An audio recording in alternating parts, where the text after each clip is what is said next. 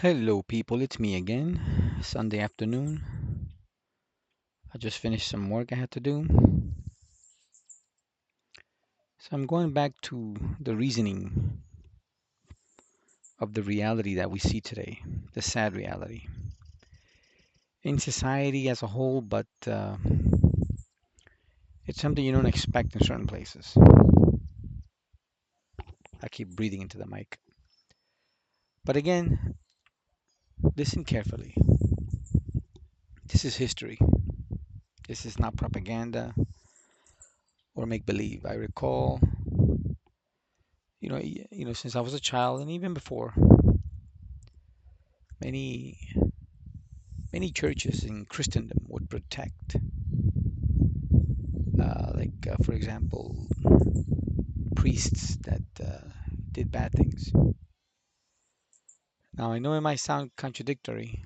I mean, priests, not all of them do bad things, but a considerate amount of them do. And it's sad that the church, instead of getting rid of them, they just move them, move them along, to the next church, and then they continue to do their misbehavior, whatever that might be, usually of a sexual nature. So the church, for a while, had a tendency of protecting the bad ones.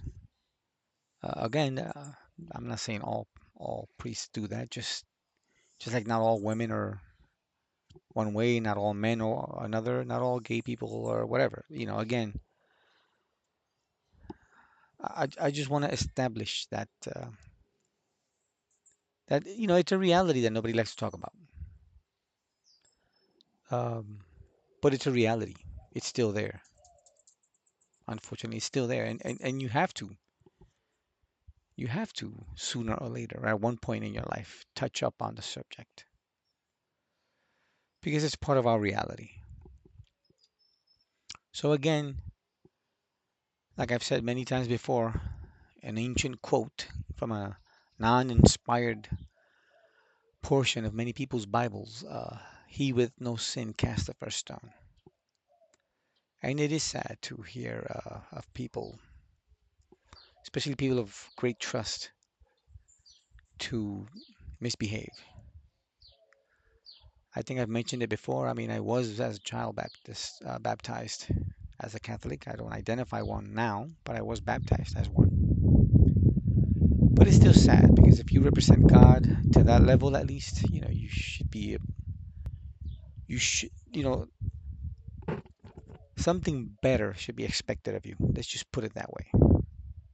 And I know that there's a lot of priests that, first of all, a lot of them are gay. That's anti-biblical. Again, I have nothing personal against the gay community, but guess what? These are subjects that need to be spoken. Just like you guys like to criticize God, well, we can criticize you back. That's equality. That's the Constitution there for you. But the reality is that yeah, there has been a history of churches completely overlooking the misbehavior of priests, and I can't say completely overlooking because the fact that they move them around is they're still trying to do something, but it's more like a cover up versus true or real justice. We all know that the internet exists, but again, there's people that say that there's a dark net exists, which I've never played with it, I've never entertained it, but I've heard it so much that you have to conclude that well, it does exist. It's a part of the internet or part of the World Wide Web that exists. It represents the dark side of uh, international networking because that's what it ultimately is. But it is sad. It is sad that certain things exist that we do not really want to exist or to be there. So once again, when we look at Christendom's churches, there's been scandals through not just decades, but even centuries of things that we don't like to hear, things we don't like to recognize. Unfortunately, many churches, have covered it up. which is not real justice. That's not really fixing the problem. And that brings me back again to the same subject as always. At the workplace, there's a lot of, in many workplaces, not just U.S. District Court of Puerto Rico and in probation, but in many workplaces, you will see people of gross misbehavior and never held accountable. That true is a reality. That true is there for people to see. And it is sad that nothing is really being done about it. Like I've mentioned many times before, that evil individual that we all know as Epstein, a lot of bad behavior, a list that should be made public. Well, the federal government has, covered up all those names, and it does the same thing in the court system at the federal level here in San Juan, Puerto Rico. When it comes, again, based on my experiences, I'm talking about my experiences, and to you it may be alleged, but to me it's a reality.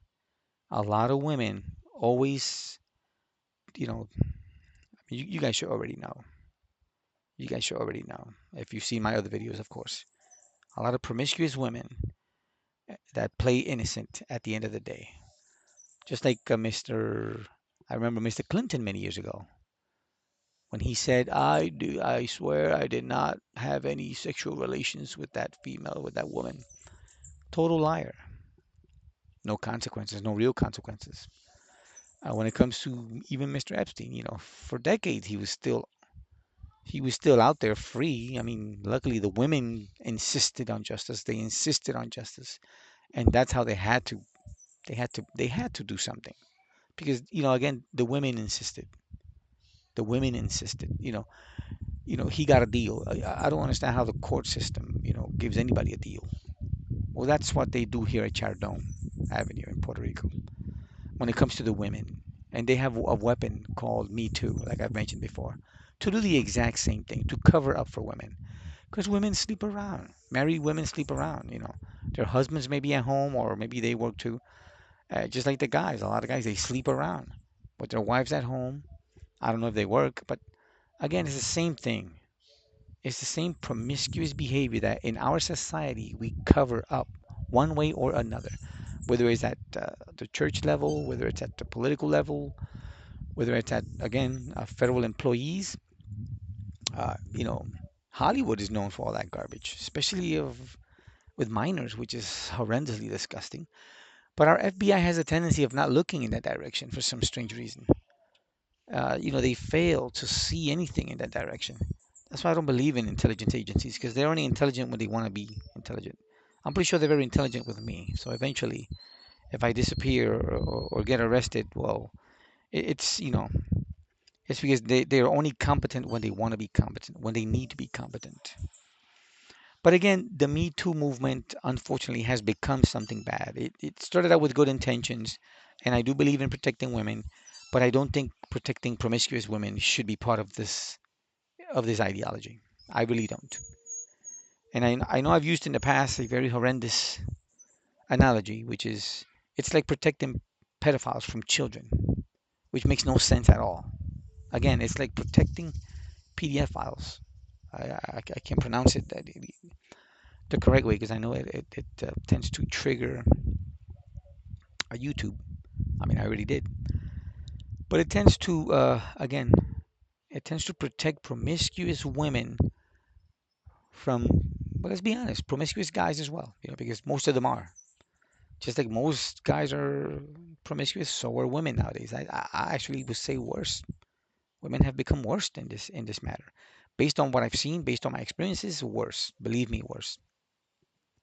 So again, the same exact uh, policies that we have seen unfortunately, in Christendom's churches of protecting priesthood misbehavior.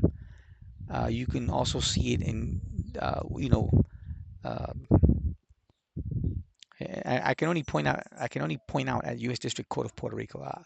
I assume every other district court of the United States may have the same Me Too radical interpretation of this philosophy of this ideology. But I think it's still wrong to just believe all women. Just conclude that they are truthful, innocent, and victims, because that's not true at all. It actually came to mind because in other parts of the world, for example, I know that in the West, and I'm only speculating here because I don't live in Middle Eastern countries or Muslim countries, but I do know that Sharia law has always been quoted as being very bad, especially against women, because a man can accuse a woman based on Sharia law, accuse her of infidelity, and the judgment is very brutal, which I don't agree with. And we all know, I mean, I say we all, but I apologize. There are a lot of stupid people in the world that don't really understand fully, what I'm talking about. But again, Sharia law, again, this is the interpretation that the West has given me. I've never spoken with a Muslim person, so if I apologize if I'm misinterpreting what the West has probably sold me as propaganda. But if it is true that Sharia law, a man can accuse a woman of any, of, sexual misconduct, and she's in deep trouble, maybe even beheaded or stoned. Well, guess what? That is exactly what Me Too has become. It is the same exact ideology. It's just that we don't call it Sharia law, and it is not necessarily focused on women. In this case, it's Sharia law against men in the West. That is exactly what Me Too has become because it's stupid. It's ridiculous. You don't protect, again, you don't protect promiscuous women when a guy, wants to be part of the game. You do protect, by the way, you do protect innocent women. You do protect decent women that are not part of that game, that are not promiscuous. See, that's where it has value. But even then, you cannot believe all women, just like you cannot believe all men in the Middle East that use Sharia law against a woman. No, I truly believe that people should be innocent to proven guilty. But while they're not guilty, you can't accuse them. You should not accuse them. And you should not cover up for women's bad behavior, like I mentioned before, like many uh, of Christendom's priests have been protected from their misbehavior. Well, that's what Me Too is doing right now. It's being used that way right now with women in society. A woman accuses you of something, and that's it. You're done. Once again, I know my language has been at in many instances very harsh, but I have to use that language because it's your language. I normally don't speak that language. I mean, I usually tend to match other people's language, other people's points of view, other people's form of expressions. So if I call these women at Chardon Avenue, and again, that's not all of them, just like it's not all the guys, just like it's not all gay people that misbehave or use disgusting vulgar language, like I mentioned before. Aponte is one, Feliciano's one, Judge Morgan is one. Filthy, filthy, filthy language. Just like I've mentioned before, even the nepotism between Delgado and Anton Georgi, that's disgusting behavior. That's allegedly a sexual relationship that led one to benefiting from that relationship. That's pure nepotism. You can't deny that. But we cover that up, and we cover it up again uh, publicly and even covertly, because now DEI can be used in that fashion to promote, your good friend or your good lover, at the time. I don't know if they're still together, but the point is, all this promiscuity is completely overlooked. It's completely dismissed, completely canceled. Like I told Yarisi's, women there have shown me porn. She didn't care. She didn't care. She did not care. But she did care about my comments. And it's funny because I was told, well, you can't call women she devils. Um, well, I said it the nice way. I said it the nice way. And I was still dismissed. Because calling them she devils is not actually bad. It's what they actually are, based on much of the evidence that I presented to them, to Agnes when it comes to the pervert Veronica. when it comes to um, many of the girls in probation, and when it comes to you know, even some of the misbehaviors among judges. But let me not get too deep into that one. The point is, again, we can't be dismissing, we can't be covering up. We need to bring people to justice in order for people like me to stop existing, to stop creating these videos. Just like the women that insisted for justice when it came to Epstein, I'm going to continue through these videos because I'm not going to do anything else. I don't have the money to get an attorney. Plus, most attorneys are cowards when it comes to the federal, to government. I've tried I've tried with local attorneys. They're cowards. They again punks. You know, it seems like attorneys in Puerto Rico are all pussies. You know, pussy attorneys because again, they don't. They freak out. They freak out when you mention the federal court system. In any case, if you guys were offended by, this is directed to HR at U.S. District Court of Puerto Rico. If you guys were offended that I use the terms she devils describing the promiscuity of the girls there, well, I said it the nice way. But now I'm saying it the harsh way, the direct way, the pure way. They're pure putas. That's what they are. They're whores. Those federal women that did what they did to me, they're putas. So again, you don't like it, she devils? Well, now I'm gonna use the language that many of them use, the language that again, the common language of the Puerto Rican people, because you're still Puerto Ricans. Just because you're a Fed, that doesn't mean you're any more moral than anybody living in the worst neighborhoods of the island. So that's a false. So yeah, a lot of these women are bellacas. They're horny as hell. They sleep around. A lot of them unfortunately are married, and I'm gonna call it for that. I'm gonna point it out that way. So again, if you guys got offended while I was working there that I called them she devils, well, let me be straightforward and to the point. They're just pure putas, and you know it. You guys know it. You guys what you guys did to me, you guys will know it. HR knows it, and I suspect even Arias knows it because again, why would he focus on me focusing on myself?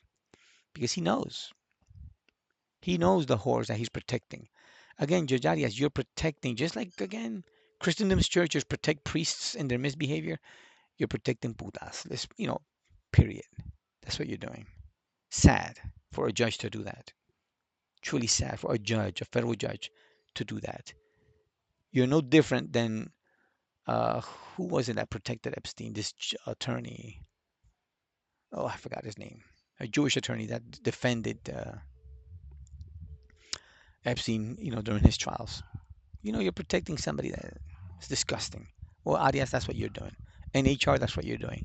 And of course, you have all the technicalities and all the tools to do that and achieve it successfully. But usually, when you protect whores, you're part of that game. You're part of that team. You're part of that. You're disgusting people, really.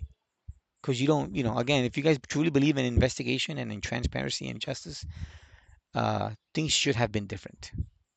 Things should have been different there, but it's not. Now, once again, I'm not, for some strange reason, I lost fear many years ago. Even while I was working there, I lost fear. I actually lost fear, like I mentioned before, when Garcia died. I can't remember her name, the blonde lady. I don't know why I lost fear of everything. You guys know where I live. If you guys need to arrest me or kill me, hey, I'm right here. I don't mind dying for speaking the truth. I'm not the coward that you guys are. Unfortunately, I wish I were a coward. I really wish I were. I'd probably still be working there. And if I were as promiscuous as you guys, I'd probably also still be there too because I'd be part of the team. Encarnacion team, Ray team, and Cancio team. Oh yeah, yeah, I'd be part of that because they have a history of again, alleged to listeners, but to me it's as real as the sky. So once again, for all those bellacos and bellacas at the federal probation of Puerto Rico, I hope Trump does not get rid of you guys because I know they're cutting positions, but I think the courts are somewhat protected, like the promiscuous women there are protected, and many others, and the gay people that like to mock God and the Bible and religion. But sooner or later, that's going to run out. Sooner or later, one way or another, sooner or later, that Raúl Arias Montserrat protection of his perverted empire will be brought to justice one way or another. So um, that's all I have to say.